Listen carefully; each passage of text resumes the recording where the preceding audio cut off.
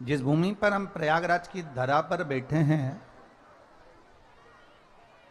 जिस पवित्र भूमि पर हम बैठकर भगवान शंकर की चर्चा कर रहे हैं, ये शिव चर्चा कोई साधारण सा विषय नहीं है।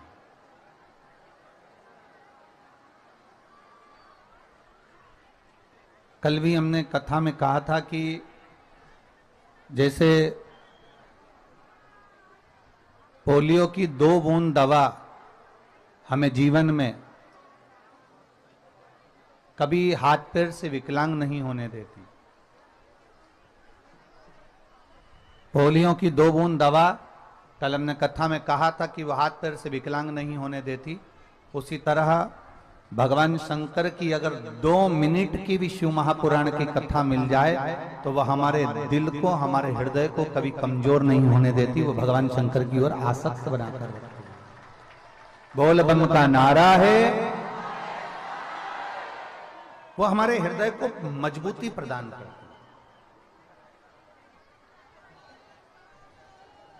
अब जरा विचार करेंगे कि गंगा जी के घाट पर लोग कहते हैं कि त्रिवेणी का संगम है, गंगा मैया है, यमुना मैया है, सरयू, यहाँ सरस्वती मैया है, तीनों का संगम।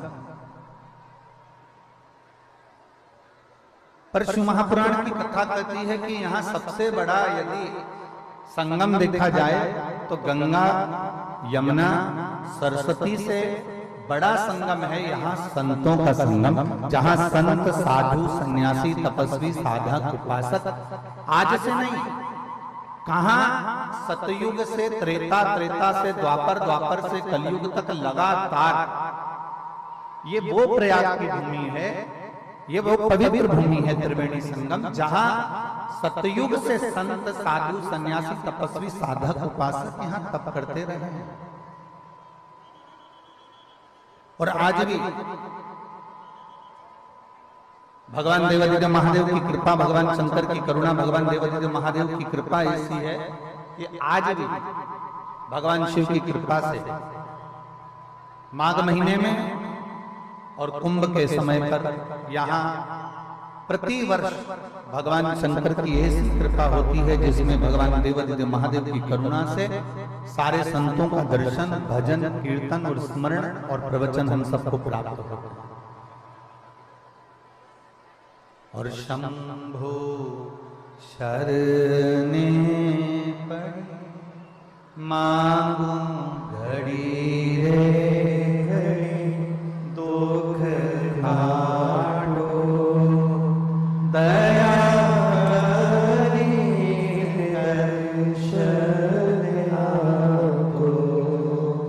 शंभो शरण पड़ी मांगू घड़ी रे घड़ी, दुख काटो दया करी दर्शन आपको।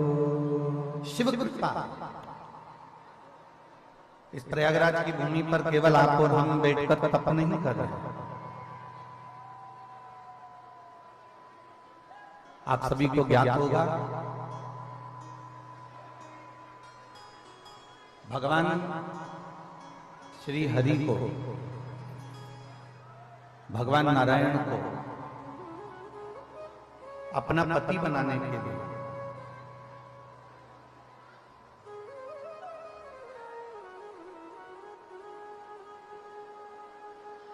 जिन जिन देवताओं ने, जिन जिन देवियों ने तप साधना करी, जिन जिन देवियों ने तप साधना,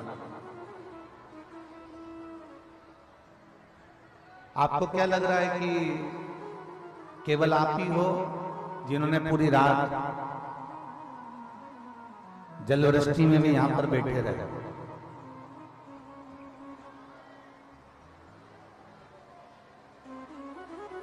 इसी प्रयागराज की भूमि जहां 1000 वर्ष तक भगवान नारायण को अपना पति बनाने के लिए माता यमुना ने घोर तप किया। केवल नारायण को पति बनाने का।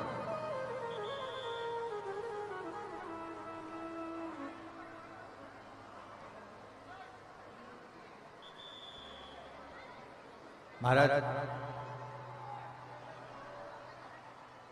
व्यासपीठ के नजदीक में सारे संत साधु जन विराजमान हैं और इस प्रयागराज की पवित्र भूमि पर कई संत, कई साधु, सन्यासी, तपस्वी कल्पवास कर रहे हैं।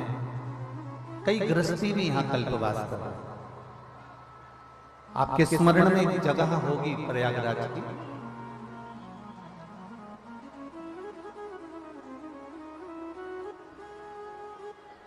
ऐसा तप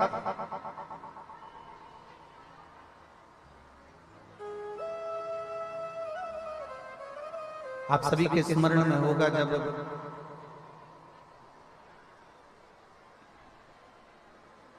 भगवान वामन का अवतार हुआ। और वामन भगवान का जब अवतार हुआ तो 3 नदियां प्रकट हुई वामन अवतार के समय में। कथा पर जरा ध्यान देंगे तो बड़ा आप लोगों जिस भाव से आए हो, इतने बरसते पानी में, इतना पानी के अंदर आप लोग बहुत देर से, जमीन भी गीली है, ऊपर से भी पानी बूंद बूंद टपक रहा है, बारिश हो रही है, पर आप इतना तप करे हो ना तो थोड़ा सा तप और कर कर अपनी पुण्याई को इकट्ठा करो और थोड़ा सा करो।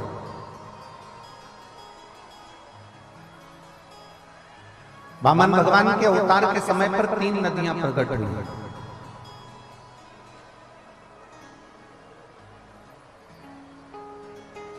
और उसमें से 2 पवित्र नदियां यहां पर हैं। जो 3 नदियां प्रकट हुई उसमें से 2 नदी यहां पर है। जब राजा बलि के दरवाजे पर वामन भगवान भिक्षा मांगने के लिए गए और राजा बलि ने वामन भगवान को संकल्प छोड़ दिया, तब विष्णु पुराण कह रही है, कूर्म पुराण कह रही है, नारद पुराण वर्णन करती है और ब्रह्म वैवर्त पुराण कहती है। तब भगवान वामन ने, जिनका शरीर 84 अंगुष्ठ के बराबर था,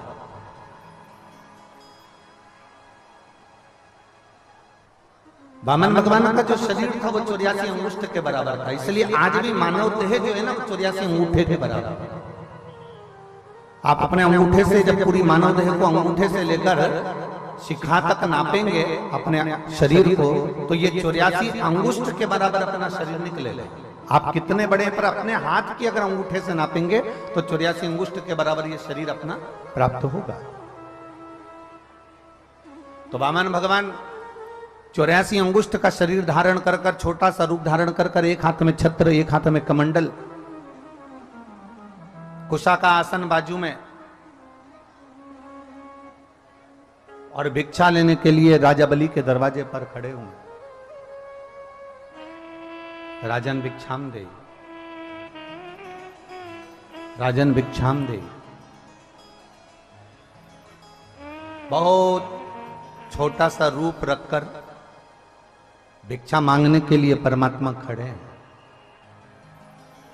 और आप सभी को मालूम होगा कि किसके दरवाजे से भिक्षा मांग रहे हैं? जम के बोलो जरा। राजा बलि। राजा बलि को जानते हो ना आप लोग? ये कोई साधारण सा राजा बलि नहीं है। जिस राजा बलि ने पूर्व समय में एक अच्छे ब्राह्मण के घर में जन्म लिया था, पर एक कर्म विकार करा कि वो जुआ खेलना प्रारंभ कर दिया था। और जुआ खेलता, पर जुए में जीत नहीं पाता था, हमेशा हार जाता।